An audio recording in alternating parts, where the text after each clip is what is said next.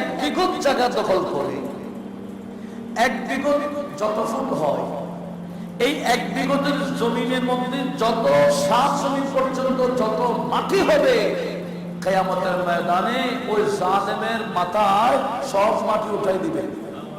থাকলে অন্যায় ভাবে নাম জারি করে থাকলে, আরেকজনের জায়গা যদি দখল করে থাকেন, এখনো নিঃশ্বাস আছে, এখনো ভাই থেকে ক্ষমা চাওয়ার সুযোগ আছে, এখনো সময় আছে।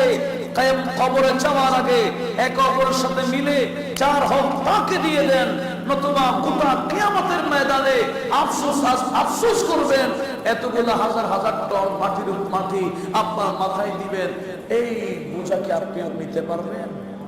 मेरे कमली वाले की शान ही निराली है, दू जहां का दाता।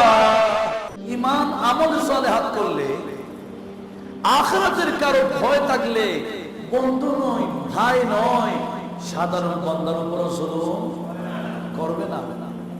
আর ঈমান যাদের নাই, আমল সালেহাত নাই, আখিরাতের বিশ্বাস নাই, এরা বলে দুনিয়াই দুনিয়া, যা দরকার আছে খাইয়ে নাও। কিন্তু এগুলো যে সব দিয়ে ফেলতে হবে, জুলুম যত করি না কেন, যত দখল করি না কেন, যত ঘসব করি না কেন, এগুলো যে ফিরাই দিতে হবে কিয়ামতের ময়দানে, এই চিন্তা কার আছে বলেন? থাকলে কি জুলুম করত? থাকলে কি দখল করত? এমনকি আমার নবীজি বলেন, কেউ যদি জুলুম করে এক বিঘত,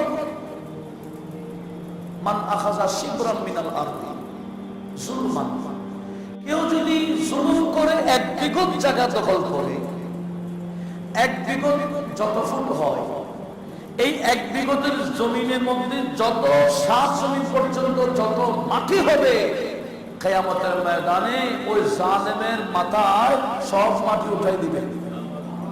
আল্লাহ বলুন, দখল করছো তো, এবার মাথায় না।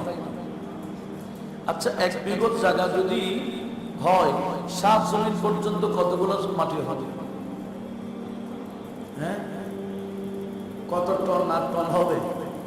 এগুলো উঠাইতে হয়। হ্যাঁ, যদি পারেন কিয়ামতের ময়দানে অত টন মাথায় নিতে, তাহলে দখল করেন, সমস্যা নেই।